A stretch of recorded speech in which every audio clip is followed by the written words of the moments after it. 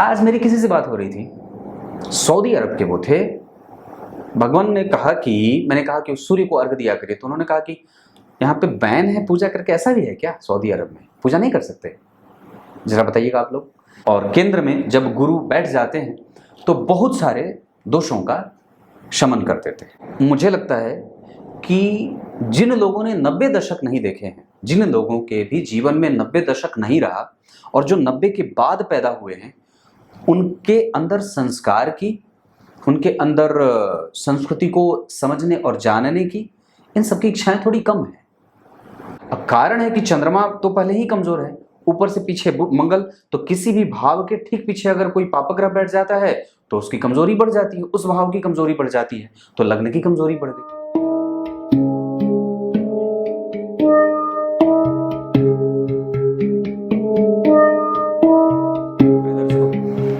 नमस्कार, एक बार फिर से उपस्थित हूं आप सबके सामने गुरुवार के बाद शुक्रवार के कार्यक्रम में विश्लेषण जन्म कुंडली का। इस कार्यक्रम के अंतर्गत आज आपको एक व्यक्ति की कुंडली लेकर के आया हूं जिसका नाम रजत है, और ये रजत शर्मा नहीं, रजत नाम है खाली। और ये हैं अंबाला से, अंबाला हरियाणा, और ये अभी वर्तमान में रह रहे हैं दुबई में। वहाँ पे ये बैंक की नौकरी करते हैं और बहुत अच्छे पद पे है। 1981 इनका डेट ऑफ बर्थ है, और जिस संवत्सर में इनका जन्म हुआ है वो भाव संवत्सर है। ऐसी स्थिति में व्यक्ति में सद्भाव बढ़ता है, वो किसी से भी झगड़ा नहीं करना चाहता, बड़ा डरता है, झगड़ालू नहीं होता। शुरू करते हैं आज का कार्यक्रम। कहीं नहीं जाना है, बिल्कुल बन के रहिएगा। कार्यक्रम के आरंभ में बोलेगा गीता जी के श्लोक तो है नहीं, तो आज मैं आपको ये बड़े से कार्यक्रम से मिला देता हूँ। आप लोगों की मांग पर मैंने शॉर्ट्स तो बनाने शुरू कर दिए, पर भगवान एक बात है, बड़ी दिक्कत होती है वो बनाने में। बहुत संभल करके बोलना पड़ता है कि एक भी जो है वो इधर से उधर ना हो जाए। अब होता क्या है कि आमतौर पे आप जब वीडियो बना रहे हैं ऐसे तो चलो ठीक है, थोड़ी बातें आगे बढ़ गई, थोड़ी पीछे हो गई, और वहाँ आपको कंडीशन है कि 60 सेकंड मतलब 60 सेकंड। क्या दुनिया है, हम कितने श्रृंग हो गए हैं, श्रृंग ही बोलते हैं ना उसको, छोटा हो जाना। आइए आपको ले चलता हूँ घंटे भर की यात्रा पे। इत्मीनान से बैठ जाइए, देख लीजिए कि आपके आसपास की चीज़ें व्यवस्थित हैं या नहीं। अगर ये कार्यक्रम दुगने स्पीड पे सुनना चाहते हैं तो भी वो कर सकते हैं, प्लेबैक स्पीड दुगना कर दीजिए, 3 गुना भी चलेगा, मैं तो वैसे भी तो 3 गुना भी कर सकते हैं। इसके बाद अगर आपकी कुंडली हो तो आप अपनी कुंडली भी लेकर के बैठ जाइए, ये भी बहुत अच्छा रहेगा। चाय वगैरह लेना चाहते हैं ये भी ले लीजिए, कुछ खाने का सामान होगा तो वो भी ले लीजिए, साथ में दोनों लोग बैठ जाइए, आप और आपके संगी जो हैं यूँ आते हैं। आपको बता दूं इनका जन्म कार्तिक माह में हुआ है, और जो लोग कार्तिक माह में जन्मे होते हैं वो उन पे कई बार ऐसा लग जाता है आरोप कि नहीं ये ठीक नहीं है, या फिर कई बार उनको लगता है कि दूसरों को ऐसा लगता है उनके बारे में कि ये व्यक्ति जिद्दी है या फिर ये अपने मन का करने वाला है, ऐसा भाव बन जाता है। इनका जन्म दक्षिणायन में हुआ है, इस वजह से व्यक्ति का आत्मबल कमजोर होगा, पर वो होगा साहसी। मतलब दोनों ही चीजें कैसे हो सकती हैं, एक तरफ मैंने आत्मबल कमजोर कर दिया और दूसरी तरफ साहसी भी कर दिया, मतलब बैलेंस बनाना होता है। कभी आप बहुत ज्यादा बिना सोचे समझे राजनीति में घुस जाते हैं और हार करके वापस लौट आते हैं, क्योंकि आप बहुत ज्यादा जो है वो तिकड़मी नहीं है, बुद्धिमान तो हैं, पर आपको दुनिया की तरह सोचना नहीं आता। लोग आपका कई बार लाभ उठा करके यूं निकल जाते हैं। इस वजह से अति आत्मविश्वास से युक्त होना आपके लिए खतरनाक हो सकता है। दक्षिणायन में जन्म होने से पाप ग्रहों का प्रभाव बढ़ जाता है और शुभ ग्रहों का प्रभाव थोड़ा कम हो जाता है। इनकी कुंडली में हेमंत ऋतु में जन्मे हैं ये, इस वजह से कई बार व्यक्ति कहीं भी दिमाग लगाता है, प्रेमी है, प्रेम से ही सारा अपने जीवन का कारोबार करना चाहता है और सबको ही बांध करके रखना चाहता है। कृष्ण पक्ष के अमावस्या तिथि के जन्मे होने से जितनी भी समस्याएं होंगी जीवन में, चाहे वो धन को लेकर के हो, चाहे वो परफॉर्मेंस को लेकर के हो, चाहे वो व्यवस्था को लेकर के हो, चाहे मन में उठ रहे सवाल को लेकर के हो, चाहे बहुत सारे सवालों को लेकर के हो, जितने भी, मतलब आप चाहे स्वास्थ्य से अपने आप को कमजोर महसूस कर रहे हो, बुद्धि से, मन के विकलता से, विकल होने के भाव से कमजोर महसूस करते हो अपने आप को, तो आपको ये समझ लेना चाहिए कि आपकी कुंडली का चंद्रमा सबसे ज्यादा कमजोर स्थिति में है, और निस्संदेह वो आपकी कुंडली को प्रभावित और परेशान करने के लिए काफी है। इनकी कुंडली में कृष्ण पक्ष के अमावस्या के चंद्रमा इनको धन से, तन से, मन से, हृदय से, बुद्धि से, बल से, स्वास्थ्य से, इन सभी चीज़ों पे असर करेंगे और व्यक्ति को इमोशनल बनाने के लिए काफ़ी होंगे। जहाँ व्यक्ति कई बार अपने ही लोगों के द्वारा कई बार ठगा हुआ महसूस करेगा। माता जी का स्वास्थ्य थोड़ा कमज़ोर रह सकता है, व्यक्ति अपने इमोशन को कंट्रोल नहीं करता, कई बार बहुत ज़्यादा हाईली एक्टिव होता है, कभी बहुत ज़्यादा बैलेंस नहीं कर पाता। ये सारी चीज़ें जो है वो चलती रहती हैं। चंद्रमा मनसो जात, ऐसे ही कहा जाता है ना, वो चंद्रमा मनस्तु हितगु, मनस्तु हितगु कहा गया है। मतलब ये होता है कि व्यक्ति के मन का कारक चंद्रमा होता है, जो मन का हित करता है और अहित भी करता है, क्योंकि वो उसके पास अगर बल नहीं होगा तो आप यकीनन ये बात मान लीजिए कि कुंडली थोड़ी कमजोर हो रही है। और निस्संदेह सारे ग्रहों को जो बल मिलता है वो चंद्रमा से ही मिलता है। तो अगर चंद्रमा कमजोर हुए तो ये सब आपको भोगना पड़ेगा, और उसकी स्थिति कमजोर होती है तो निस्संदेह कमजोरी होती है। सोमवार को जन्मे हैं, इस वजह से झगड़ालू नहीं है, स्थिर है चित्त, बुद्धि कामयाब है। चित्रा नक्षत्र में जन्मे हैं, ऊर्जा कहीं से भी इकट्ठा करना चाहते हैं, साहस, बल और पराक्रम कभी भी कमजोर नहीं होता है। उसके बाद विषकुंभ योग, ये बढ़िया है। चतुष्पाद करण में जन्मे होने से व्यक्ति हर जगह से धन कमाना चाहता है, कहीं भी इंतजार नहीं करना चाहता, बहुत जल्दी जल्दी चीजें सरपट भागना चाहता है। वैश्य वर्ण और राक्षस गण के होने के कारण बैलेंस बनाना, सबसे लाभ और हानि का चक्कर चलाते रहना, राक्षस गण के होने के साथ कई बार तिकड़म और बहुत जल्दी ही किसी सवाल का उत्तर ढूंढ लेना, ऐसी भी चीजें होती है। खोजी प्रवृत्ति का, कुछ भी नया बनाओ, नया करो, कुछ नया क्रिएटिविटी कर लेना, बना देना और करने के लिए लोगों को उजागर करना, उत्सुक करना, ये चीजें व्यक्ति के जीवन में बनती हैं। अब आपको मैंने इनके पंचांग से मिलाया है, जिसमें पंचांग में सबसे अच्छी बात क्या है? पंचांग में सबसे अच्छी बात है कि व्यक्ति का जन्म कम से कम वैश्य वर्ण और राक्षस गण का तो हुआ है, सोमवार को जन्मा है, अश्विन और कार्तिक माह का प्रभाव है। और कमजोरी रहेगी कि इनकी कुंडली का चंद्रमा खराब है, जो बहुत ज़्यादा खराब है, और इसे डिप्रेस करते हैं, जो व्यक्ति को भी डिप्रेस करता है। कई सारे सवाल कभी खत्म ही ना हो और मन हमेशा व्यथित रहे। ग्रह स्थिति पे आते हैं, क्या इनका पंचांग था। रजत जी, अब ये ना कहिएगा कि आपने पंचांग जो है वो बड़ी जल्दी निपटाया नहीं है, अभी और भी चीज़ें बता दो। देखो, एक बात समझने वाली है कि जब कभी भी हमारी कुंडली का जो सर्वनियंता ग्रह होता है, जैसे भगवान कृष्ण ने हमेशा ही हर बार अपने काम से ये बताया है कि मैं ही भगवान हूँ, ठीक उसी तरीके से चंद्रमा भी हर बार ये बता देते हैं कि क्योंकि हमारी कुंडली में जो नवग्रह हैं वो भगवान के अवतार ही हैं, उनके ही अवतार हैं। जैसे सूर्य, मैंने कई बार कार्यक्रम में पहले भी बात करी है कि जो सूर्य होते हैं वो हमारी कुंडली के राजा राम होते हैं, चंद्रमा हमारी कुंडली के भगवान कृष्ण होते हैं। तो उन्होंने हर बार ये बात कही है कि मैं ही भगवान हूँ, मतलब मैं ही जो कहूँगा वही होगा, मैं ही जो करवाना चाहूँगा वही होगा। तो ठीक वहाँ पे चंद्रमा के अंदर भी वही गुण परिलक्षित होते हैं कि वो अगर कुंडली में कमज़ोर हो रहा है तो निस्संदेह वो बाकी ग्रहों पर भी उसका प्रभाव कमज़ोर हो जाता है, और बाकी ग्रह भी अपना जो है वो परिणाम कमज़ोरी से देने लगते हैं। तो आपकी कुंडली में, जहाँ तक मैं आपको इस कुंडली से महसूस कर पा रहा हूँ, क्योंकि आपकी कुंडली में ऊर्जा कारक जितने भी ग्रह बन रहे हैं, जैसे मंगल हुए, सूर्य हुए, आदि मतलब आदि क्या, यही दोनों ग्रह होते हैं ऊर्जा के लिए। तो ये दोनों ही ग्रह जो हैं वो आपकी कुंडली में बाहर बैठे हैं। आप जरा गौर करिए, तृतीय भाव के अधिपति मंगल 12वें हैं, और 12वें भाव के अधिपति जन्म कुंडली में द्वितीय भाव में पुरस्कार वाले भाव में बैठे हैं, वो भी नीच के। इसका मतलब क्या है कि व्यक्ति की कुंडली में अगर जन्म कुंडली के तृतीय भाव के अधिपति का 12वें में जाना होगा, मतलब मंगल मांगलिक तो बनाएंगे, और साथ ही साथ आप जरा गौर करिए तो उनके ठीक पीछे राहु बैठे, और उनके ठीक आगे इतने सारे ग्रहों का प्रभाव चतुर्ग्रही योग लग्न में बना, जहां गुरु, चंद्रमा, बुध और शनि एक साथ बैठ गए। तो वो ग्रह कहीं ना कहीं उसके रास्ते में थोड़ी बहुत कंफ्यूजन वाली स्थिति होगी, मतलब व्यक्ति के पराक्रम में कंफ्यूजन हो, या ये कह सकते हैं कि जातक को मेहनत थोड़ी ज़्यादा करनी पड़ती है बाकी के अन्य लोगों की अपेक्षा, या फिर ये कह सकते हैं कि आप कई बार अपने आप को रिप्रेजेंट करने के लिए एक्स्ट्रा ऑर्डिनरी आपको जो है वो परफॉर्मेंस देना पड़ता है। ऐसी चीज़ें होती हैं। आप वहाँ मंगल को देखेंगे तो मकर नक्षत्र में बैठे हैं, तो बहुत अच्छी बात है कि कम से कम वो आपको थोड़े प्रैक्टिकल बना रहे हैं, और बहुत जल्दी ही किसी चीज़ को समझने की ताकत देते हैं, अनुभव देते हैं, पद दे देते हैं, प्रतिष्ठा दे देते हैं, पर व्यक्ति उसके दबाव से कभी भी निकला हुआ महसूस नहीं करता है। यह नक्षत्र का प्रभाव है, क्योंकि उस मंगल पे आप जब गौर करेंगे तो किसी भी ग्रह का कोई प्रभाव नहीं है।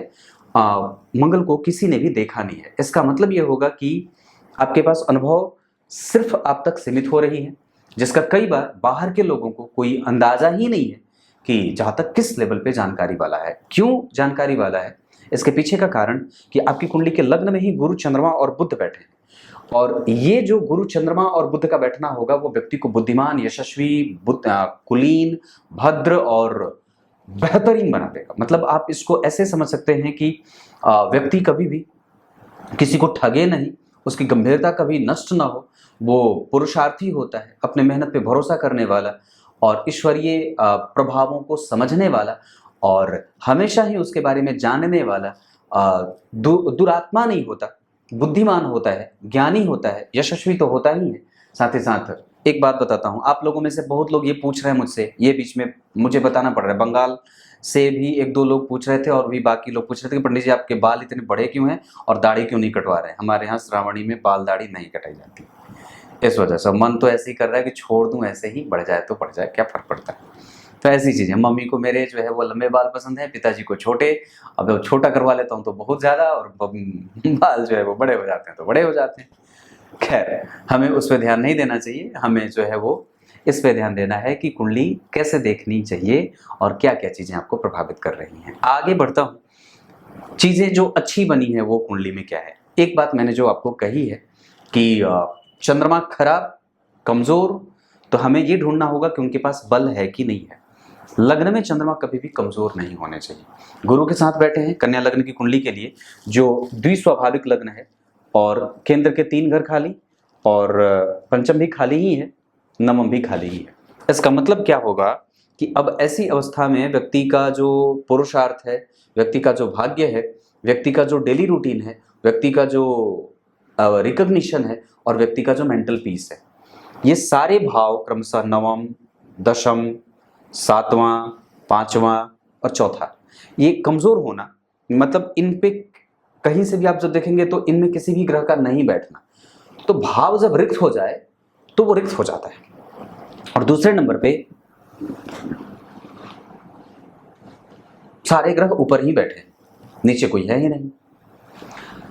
ऐसी अवस्था में कि आप जब देखेंगे तो आपकी कुंडली में एक ग्रह यहाँ, 3 ग्रह यहाँ, 4 ग्रह और एक यहाँ और एक यहाँ, 1 2 3 4 ही घर में सारे ग्रह बैठे, ये केदार योग बनेगा, जो व्यक्ति को बुद्धिमान बनाने के साथ साथ व्यक्ति को धन कमाने के लिए दूर देश की यात्रा करनी पड़ती है और कई बार अपने आप को, अपनी पहचान के लिए उसको बड़ी मशक्कत करनी पड़ती है। या कई बार इसे अच्छा योग करे, केदार योग खराब योग नहीं होता, पर फिर भी चूंकि मंगल 12 में है, सूर्य नीच के हो रहे हैं, हालांकि उनका नीचभंग शुक्र ने करा है और मैं समझता हूं कि शनि ने करा है, तो वो खराब नहीं है, क्योंकि शुक्र जो है वो जन्म कुंडली में निकटस्थ होकर के बैठे हैं और सूर्य जो है वो नीच के बैठे। तो जो इस भाव में या जो इस राशि में शनि उच्च के होते हैं वो देखिए केंद्र में है, और केंद्र में जब गुरु बैठ जाते हैं तो बहुत सारे दोषों का शमन कर देते हैं। तो ये स्थिति इनकी कुंडली में बनी, जहां गुरु, बुध और चंद्रमा तीनों चित्रा नक्षत्र में बैठेंगे तो व्यक्ति के पास अलग तरीके का डिप्लोमेट के साथ काम करना होता है, बड़े बड़े डिप्लोमेसी को देखना, समझना, रणनीति तैयार करना, उसके हिसाब से जो है वो पेपर वर्क करना ये पड़ता है। बहुत ही छोटे लेवल पे व्यक्ति को गणित करना पड़ता है।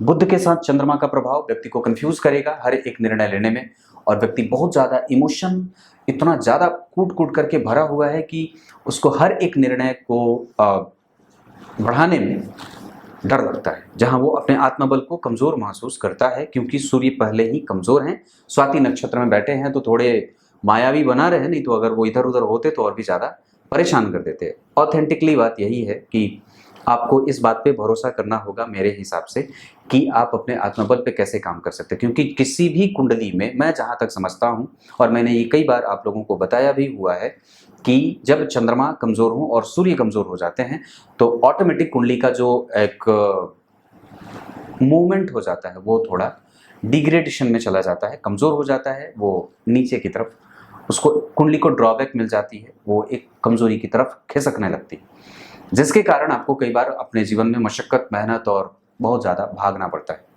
नहीं तो आपको कहीं भी जाने की आवश्यकता ही नहीं पड़ती, आपको यही नौकरी मिल जाती। क्लियर है? भाव के आधार पर चतुर्थ भाव के अधिपति का लग्न में जाना, माता से प्रभावित, पंचम भाव के अधिपति का जन्म कुंडली के लग्न में आना, देश और देश प्रेम की भावना से ओतप्रोत, देश के लिए काम करना, धर्म के लिए काम करना, माता और पिता के आदर का अपने मन में भाव रखना, सप्तम भाव के अधिपति का सप्तम को देखना, डेली बेसिस का इनकम बहुत अच्छा और व्यक्ति का जीवन हमेशा ही शुद्ध और परिष्कृत होता रहता है। वो कभी भी दक्यानुष या कभी भी अनुशासनहीन नहीं होता है। नवम भाव के अधिपति का जन्म कुंडली में तृतीय भाव में बैठ करके वापस देखना व्यक्ति को भाग्यशाली, और कई बार जहां मंगल की दशा में व्यक्ति को बहुत भटकना पड़ता है, वहीं शुक्र की दशा में व्यक्ति को आसानी से कई सारी चीजें मिलने लगती हैं।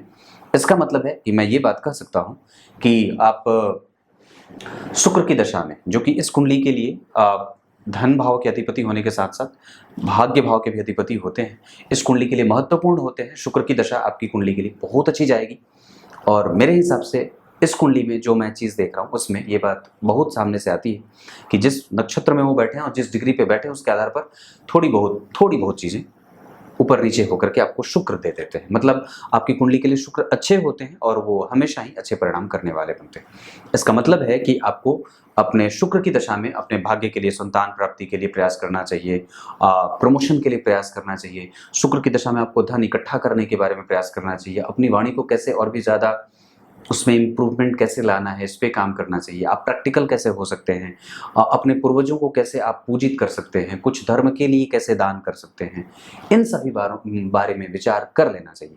और ये शुक्र आपको देंगे, भरेंगे, और मैं समझता हूँ कि वो जिस नक्षत्र में बैठे हैं, ज्येष्ठा नक्षत्र में, इस वजह से आपको वो कई तरीके से लाभान्वित भी करेंगे और वो थोड़े तिकड़मी बनाएंगे।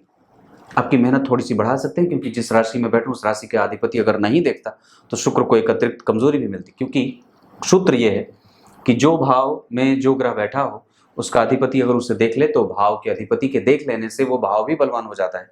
अब यहाँ पे एक बड़ी और भी छोटी सी बात है जो कि बड़ी कामयाब है कि जन्म कुंडली के किसी भी भाव में अगर किसी पापक ग्रह की राशि बनती हो और वहां पे कोई शुभ ग्रह बैठा हो और उस भाव का अधिपति मंगल भी उसको देख रहा है, इसका मतलब यह होगा कि जब तीसरे भाव पे आपकी दृष्टि जाएगी या जब आप तीसरे भाव का फलादेश करने चलते हैं तो वहां पे 8 नंबर लिखा है। पापक ग्रह की राशि में शुभ ग्रह के बैठ जाने से वो कई बार अपने पापक प्रभावों को बढ़ाने लगता है या फिर उसमें कई बार शुभ भाव की वृद्धि या शुभ फल की वृद्धि होने लगती है। ऐसा कई बार, कितनी बार जो है वो देखने को मिलती है। आप जो एक बात और भी है कि इस शुक्र पे राहु की दृष्टि है, जो कहीं ना कहीं व्यक्ति को अपनी पत्नी के लिए कई बार विशेषतया खर्च में जाना पड़ता है, खर्च करना पड़ता है।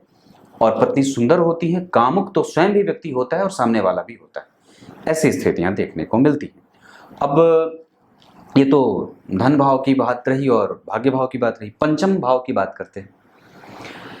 पंचम भाव पे केतु का बैठना व्यक्ति को सबसे पहले तो संतान से सुख दे देता है और संतान का सुख दे देता है, ऐसी कोई वो स्थिति नहीं है। कई जगह से व्यक्ति धन कमाने की इच्छा पाल लेता है। सूर्य के नक्षत्र में बैठे हैं और सूर्य जो है वो स्वाति नक्षत्र में, राहु उनसे केंद्र में, और सबसे अच्छी बात है कि पंचम भाव पे गुरु की भी दृष्टि है, पंचम भाव पे राहु की भी दृष्टि है, और गुरु और राहु का प्रभाव। इसका मतलब है कि व्यक्ति को छोटे छोटे झूठ भी कभी कभी अपने आप को स्थापित करने के लिए बोलने पड़ते हैं, अपने रिकॉग्निशन पे, अपने प्रभाव, यश, कीर्ति, मान, सम्मान, पद, प्रतिष्ठा आदि इन सब चीजों पे कभी भी व्यक्ति को एक्टिव होने के लिए और उनका परिणाम प्राप्त करने के लिए पल लगाना पड़ेगा। क्योंकि गुरु का प्रभाव अगर नहीं होता तो निसंदेह और भी बात कमजोर हो जाती, पर वहां पे गुरु की नीच दृष्टि पड़ रही है। इस वजह से आपको वस्तुतः मैं यहाँ पे 100% श्योरिटी के साथ ये बात कर सकता हूं कि राहु की मित्र की दृष्टि पड़ेगी। मकर राशि राहु की मित्र दृष्टि डालेंगे और गुरु नीच की दृष्टि से देखेंगे। इस वजह से वहां पे इम्बैलेंस होने की स्थिति बनेगी। जहां गुरु की दशा में थोड़ी बहुत रिकॉग्निशन में कमजोरी मिलेगी, वहीं राहु की दशा में आपको अनवांटेड जो है वो कई लोग आपको आपके सपोर्ट में खड़े हो जाएंगे। और अभी शनि की दशा भी चल रही है, तो मैं समझता हूं कि शनि का प्रभाव है। इस वजह से मैं इस बात पे भी भरोसा कर सकता हूं कि अभी आपकी कुंडली में एक ऐसा वक्त चल रहा है जहां पे आपकी कुंडली में तो खैर पंचम भाव का ही शनि फल कर रहे हैं, तो लाजवर्त तो स्वतः ही धारण करिए। 2038 तक लाजवर्त एक धारण कर लेना चाहिए, आपका काम बनेगा। और निसंदेह वो शनि जो है वो नक्षत्र के अधिपति, जैसे शनि की दशा चल रही है और शनि जो है वो हस्त नक्षत्र में बैठे हैं, चंद्रमा का ही नक्षत्र है, चंद्रमा के संग बैठे हैं, और डिग्री के हिसाब से वो दोनों के बीच में 8 डिग्री का जो है वो अंतर है। ऐसी अवस्था में आपको विष दोष का पालन करना पड़ता है। भयंकर उन्माद दे देता है, मतलब इतना कि पूछो मत। और इतनी ज्यादा परेशानी कि व्यक्ति हर समय सवालों के घेरे में रहता है। मैं समझता हूं कि आपकी कुंडली की सबसे खराब स्थिति जो है वो अष्टम भाव के अधिपति का 12वें में जाना और राहु और शनि का प्रभाव, एक तरफ मंगल दूसरे तरफ सूर्य। हालांकि ये पापक कर्तरी नहीं लगेगा, पर फिर भी शनि और चंद्रमा का जो प्रभाव आपकी कुंडली में रहे और बुध और चंद्रमा का जो प्रभाव आपकी कुंडली में रह रहा है, ये आपको कंफ्यूज करने के लिए काफी है, जहां पे आपको डिसीजन मेकिंग कैपेसिटी में बहुत भारी नुकसान होता है और कई बार आप अपने आप को संतुलित नहीं कर पाते। आपकी कुंडली में सबसे जो मतलब ग्रह की स्थिति में कमजोरीपन की स्थिति तो शनि और चंद्रमा का विष दोष लगाना। हालांकि गुरु वहां बैठे हैं, पर फिर भी मैं समझता हूं कि वो थोड़े कमजोर अवश्य, क्योंकि केतु की दृष्टि गुरु पे है तो व्यक्ति धार्मिक होगा, प्रच्छन्न होता है, बौद्धिक स्तर पे उसकी बुद्धि बड़ी ही परिलक्षित और अनुभवी होती है, पर फिर भी लग्न में शनि और चंद्रमा के बैठ जाने से थोड़ी कमजोरी अवश्य हो जाती है। ये बात मैंने पंचम भाव के बारे में बताई, जहां आपकी कुंडली कन्या लग्न की होगी। अब इस चीज को ध्यान से समझने की बारी है कि अगर किसी भी व्यक्ति की कुंडली में जो कन्या लग्न की कुंडली अगर लेकर के घूम रहे हैं, तो कन्या लग्न की कुंडली के लिए ये द्विस्वाभाविक लग्न के लिए सप्तम भाव जो होता है वो बाधक ग्रह के रूप में उपस्थित होता है, जहां पे गुरु स्वयं मारक हो जाते हैं। और वो अगर यहाँ सप्तम भाव में बैठे होते तो और भी डबल मारक हो जाते।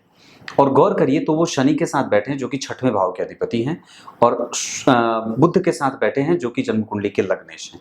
यानी कि चतुर्थ, सप्तम, दशम और लग्न, ये सब एक साथ समाहित हो रहे हैं। चारों केंद्र के अधिपति केंद्र में ही बैठे हैं, गुरु और बुध। 4 केंद्र हुए, 2 अधिपति हो गए, एक बैठ गए बुध जो कि जन्म कुंडली के लाभेश हैं, जो पापक ग्रह पहले ही बने हुए हैं, और शनि दूसरे पापक ग्रह जो छठवें भाव के और 5वें भाव के अधिपति हैं। पर यहाँ पे छठवें भाव में उनकी राशि फंसी हुई होगी। मैंने उनकी बात कही है शनि के बारे में कि शनि की जो मूल त्रिकोण राशि है वो फंसी हुई है। मतलब ये है कि व्यक्ति की कुंडली में जब भी शनि की दशा चलेगी तो आरंभ में जब आप उनके काल को 3 भागों में विभाजित करेंगे, 19 साल की दशा को, तो 6 वर्ष के आरंभ की दशा व्यक्ति को जो है वो सबसे पहले उसके दिमाग को ब्लॉक करेगी। आरंभ की दशा निर्णय लेने में डिसीजन मेकिंग कैपेसिटी कम, क्योंकि वहां पे विष दोष लगा हुआ है और टाइट कंजंक्शन में है वहां पे। अब कारण है कि चंद्रमा तो पहले ही कमजोर है, ऊपर से पीछे मंगल, तो किसी भी भाव के ठीक पीछे अगर कोई पापक ग्रह बैठ जाता है तो उसकी कमजोरी बढ़ जाती है, उस भाव की कमजोरी बढ़ जाती है, तो लग्न की कमजोरी बढ़ गई। और उसके ठीक आगे भी पापक ग्रह बैठा है या क्रूर ग्रह, तो जिला रहा है, वो अलग तरीके से, वो अलग तरीके उन्माद पैदा कर रहा है, वो रगड़ रहा है। तो पहले आरंभ की जो शनि की दशा है वो व्यक्ति को जलाएगी। तो किस चीज को लेकर के जलाएगी, यहाँ व्यक्ति के दिमाग में किस चीज का भ्रम पलेगा, किस चीज को लेकर के वो व्यक्ति परेशान रहेगा, इसको समझने की आवश्यकता है। इसी वजह से शॉर्ट वीडियो आप नहीं बना सकते। मैंने तो इधर महसूस करा है कि आप 1980 के बाद, 1980 नहीं 88 89 मान कुछ 80 मान भी सकता है, 80 1980 के बाद से लेकर के और 90 तक की जो जनसंख्या थी वो बहुत अच्छी थी, संस्कार से भी, बुद्धि से भी, और उनके जो है प्रभाव भी बड़े अच्छे थे। पर मैं ये बात, मुझे लगता है कि जिन लोगों ने 90 दशक नहीं देखे हैं, जिन लोगों के भी जीवन में 90 दशक नहीं रहा और जो 90 के बाद पैदा हुए हैं, उनके अंदर संस्कार की, उनके अंदर संस्कृति को समझने और जानने की, इन सबकी इच्छाएं थोड़ी कम है। पर ये बात मैं यहाँ क्यों बोल रहा हूँ, किसी बात पे याद आ गई होगी बात, इस वजह से बोल रहा हूँ। तो मैंने यहाँ पे ये बात इसलिए कही कि कंफ्यूजन बहुत ज़्यादा होता है। शनि यहाँ पे आपको पहले आरंभ में आपके रिकग्निशन को लेकर के, आपके मेहनत करने के बाद परिणाम को लेकर के, आपके मन के अनुकूल परिणाम न मिलने को लेकर के, आपके मेहनत के बाद उल्टा पुल्टा होने को लेकर के परेशान करेंगे। ये आरंभ की 6 साल की दशा। दूसरे 6 साल की दशा में व्यक्ति जो है वो वापस फिर से परेशान होता हुआ दिखेगा, जहां वो कई बार मानसिक चिंता आरंभ में और दूसरे दशा काल में, मतलब दूसरा जो चरण होगा उसमें व्यक्ति को स्वास्थ्य से संबंधित, जैसे गठिया हो जाए, सटिका हो जाए, आलस्य बढ़ जाए, प्रमाद बढ़ जाए, दुश्मन खड़े हो जाए, घर में कुछ नुकसान हो जाए, घर में कई तरीके की समस्या, आप घर में सामान चोरी होने के खतरे बढ़ जाएं, सुरक्षा को लेकर के बहुत ज़्यादा सावधान रहना पड़ता है। ये दूसरे दशा काल की बात कर रहा हूँ, जहाँ पे आपको अपने स्वास्थ्य को लेकर के, अपने नौकरी को लेकर के, अपने कंपटीटर को लेकर के और अपने सुरक्षा के इंतजाम बहुत अच्छे तरीके से करने होते हैं, और उसको लेकर के कभी भी आप रिस्क नहीं ले सकते दूसरे दशा काल में। और अंतिम चरण में वो आपकी कुंडली में चूंकि लग्न में बैठे हैं, तो निसंदेह मैं समझता हूं कि उनके ऊपर किसी शुभ ग्रह का तो प्रभाव नहीं है।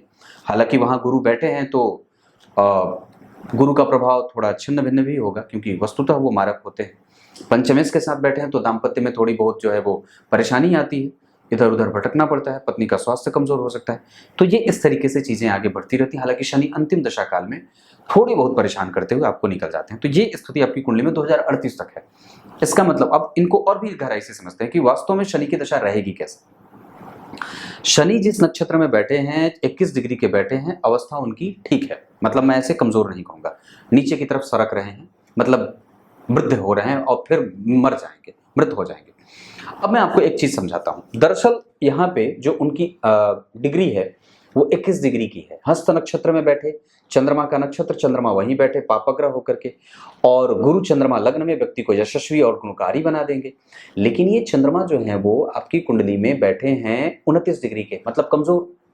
तो चंद्रमा के पास बल नहीं, और शनि जिस नक्षत्र में बैठे उस नक्षत्र का अधिपति जो है वो आपको चूस रहा है, कमजोर कर रहा है, परेशान कर रहा है। तो और ऊपर से वो जो है वो कुमार अवस्था, तो ग्रह 50% का परिणाम पहले करेगा। शनि आपकी कुंडली में 50% का परिणाम करेंगे, कुमार अवस्था में बैठे हैं।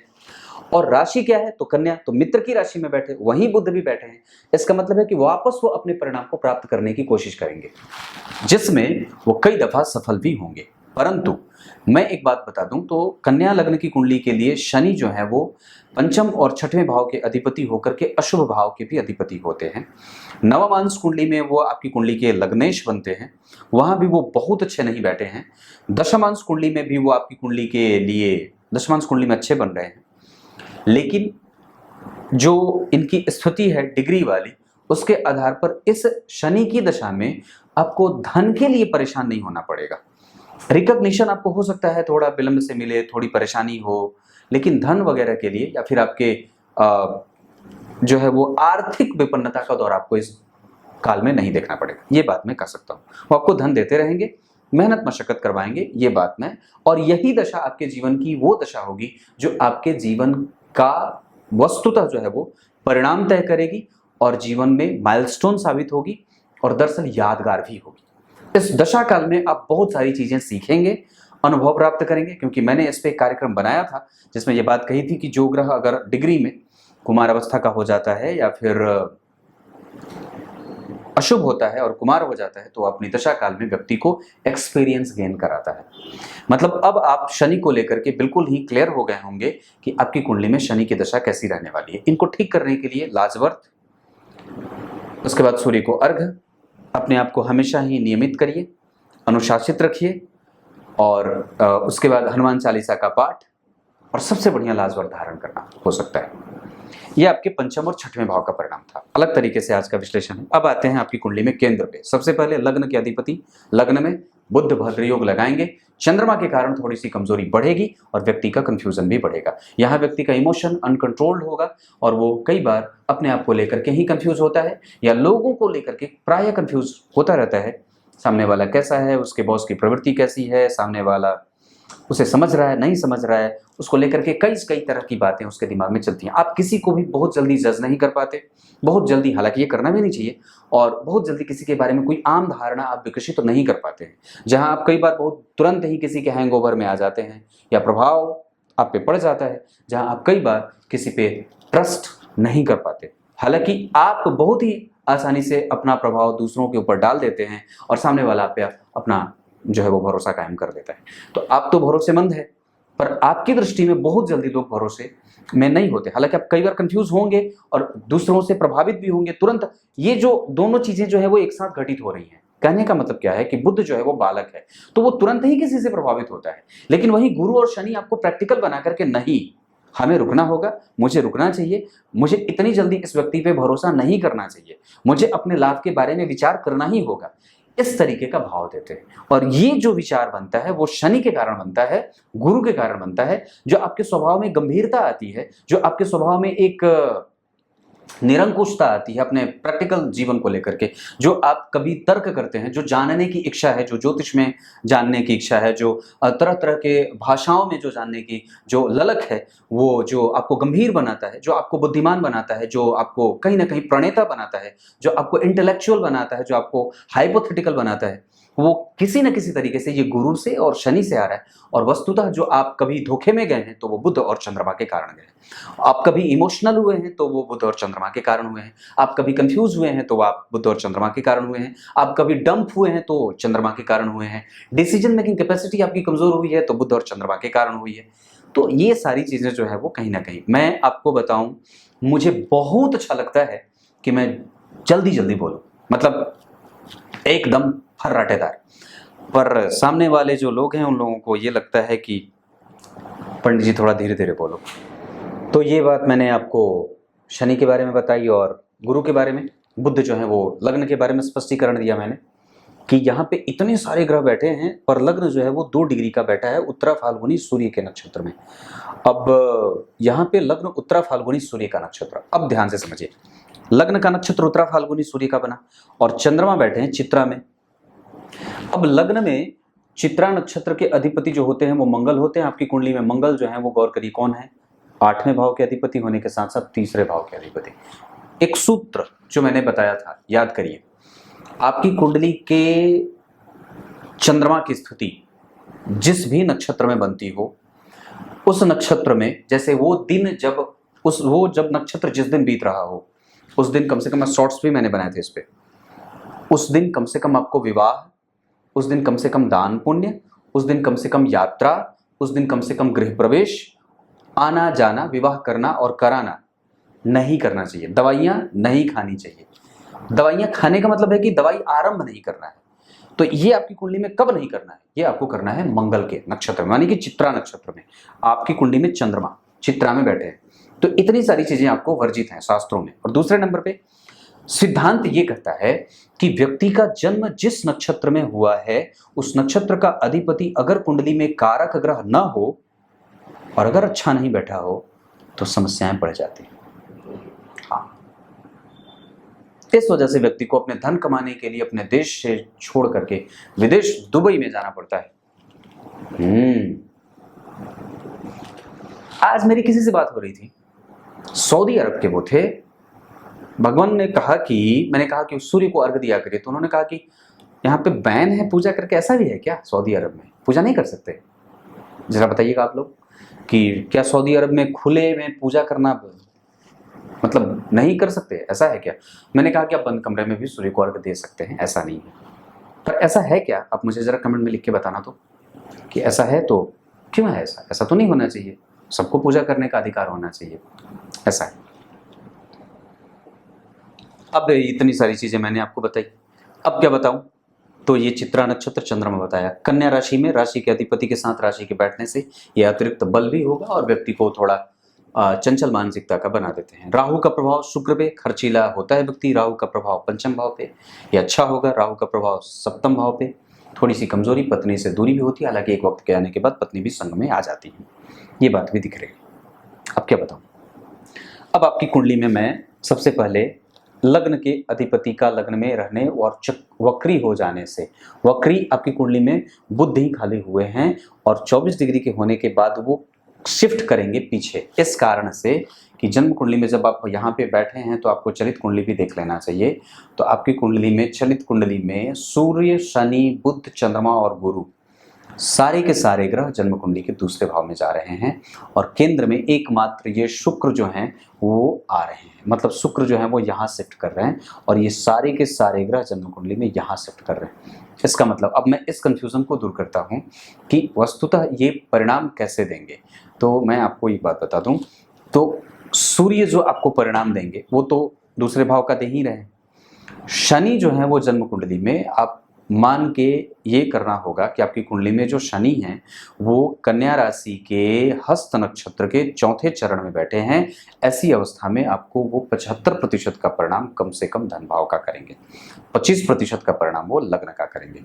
बुध जो है वो जन्म कुंडली में शिफ्ट होंगे और जन्म कुंडली में वो लग्न का ही परिणाम करेंगे क्योंकि वक्री भी हैं और वस्तुतः आपकी कुंडली में थोड़े से धन को और बैंकिंग का जो क्षेत्र आपने चुना है या फिर बैंक का जो सेक्टर आपने लिया है वो इन्हीं के कारण लिया है। और उसके बाद चंद्रमा, तो आपकी कुंडली में जो आपका ब्लॉक होता है, आप जो कभी निर्णय लेने की क्षमता में कमजोर होते हैं, डिसीजन मेकिंग कैपेसिटी जो आपकी कमजोर होती है, या कई बार धन कमाने के लिए बड़ी मशक्कत करनी पड़ती है, वो इसी सूर्य और चंद्रमा के कारण, जहाँ पे चंद्रमा भी आपकी कुंडली में कम से कम 75 से 80% परिणाम धन भाव का ही कर रहे हैं। वहीं आपकी कुंडली में गुरु भी जन्म कुंडली में धन भाव का ही परिणाम कर रहे हैं। इसका मतलब है कि ये सारे ग्रह जहां आपको व्यवसायिक नेचर का बना रहे हैं, जहां व्यक्ति कई बार अवस्था के अंतिम में जाकर के खुद का काम करना शुरू कर दे, तो भी कोई जरूरी नहीं, आप कर सकते हैं। आपकी कुंडली में उसके भी योग बने हैं।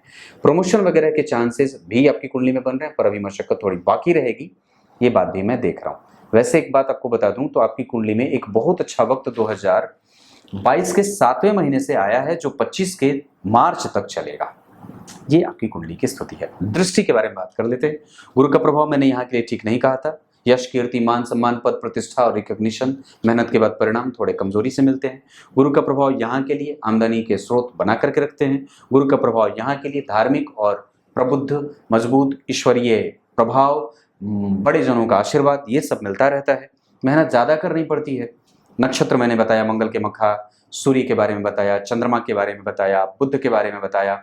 बुध चित्रा, चंद्रमा चित्रा, गुरु चित्रा में बैठे हैं, इस वजह से व्यक्ति को मानसिक रोगी कई बार बना देते हैं और कई बार व्यक्ति सवालों के घेरे में रखा रहता है खुद को। शनि जो है वो हस्त के बैठे हैं, इस वजह से कम उनके पास डिप्रेशन में जाने का एक कारण बनेगा। हालांकि व्यक्ति प्रैक्टिकल और इमोशनल दोनों ही हो जाता है, हालांकि इमोशनल ज्यादा होगा। लग्न उत्तरा फाल्गुनी का बना है, जो सूर्य का है, और वो नीच के हैं, इस वजह से कई बार व्यक्ति का प्रभाव थोड़ा सा कमजोर या फिर थोड़ी सी कमजोरीपन के साथ आगे बढ़ता है। हालांकि मैं यहाँ पे अगर सूर्य नीच के नहीं होते तो इसे और भी ज्यादा अच्छा कर सकता था।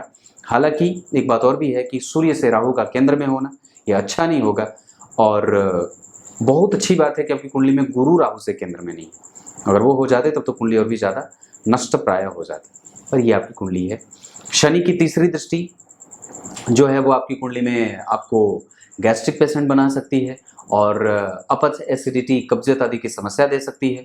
शनि की 7वीं दृष्टि आपके दाम्पत्य को जो है वो फ्लरिश करेगी, उसे कमजोर नहीं करेगी, क्योंकि मीन राशि को देख रहे हैं तो गुरु भी वहां देख रहे हैं। राहु का भी प्रभाव है, इस वजह से तटस्थता का भाव रहता है। डेली बेसिस का इनकम हमेशा ही व्यक्ति के पास बना रहता है। वही शनि की 10वीं दृष्टि दशम स्थान पे व्यक्ति को सरकारी क्षेत्र से लाभ मिल जाता है।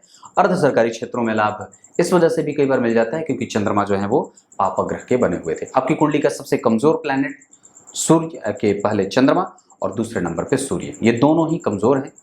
और कमजोर जो स्थिति है वो शनि और चंद्रमा की बन रही है। दूसरी कमजोर जो स्थिति है वो मंगल के 12वें भाव में जाने को लेकर के बन रही है। अब मैं आपको कुछ और भी चीजें बता देता हूँ।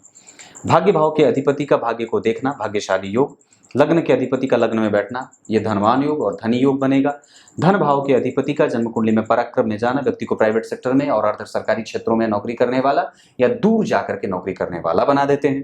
पराक्रम भाव के अधिपति का 12वें जाना ये बहुत अच्छा नहीं होता, हालांकि नहीं देखते तो कई बार ये और भी ज्यादा दिक्कत हो जाती है। इस वजह से कुछ कुछ चीजें ठीक हैं, जहां व्यक्ति बहुत ही ज्यादा कोमल और स्वभाव से सूरत से सुंदर होता है और चेहरे पे दिव्य आभा होती है, वो कहीं ना कहीं कस्टमाइज करने के लिए हमेशा तैयार रहता है। चलो ठीक है, कोई बात नहीं है, छोड़ के आगे बढ़ते हैं। ऐसा वाला लोगों के द्वारा कई बार ठगा गया है और फिर भी वो बार बार वही गलती दोहराता रहा है। इस वजह से जातक को इस चीज पे भरोसा करना चाहिए। चतुर्थ भाव के अधिपति का जन्म कुंडली में लग्न में आना, माता से प्रभावित, माता का प्रभाव, धन, संपत्ति, भूमि, भवन आदि का सुख व्यक्ति को मिलता रहता है, इसमें कभी भी कोई दिक्कत नहीं होगी।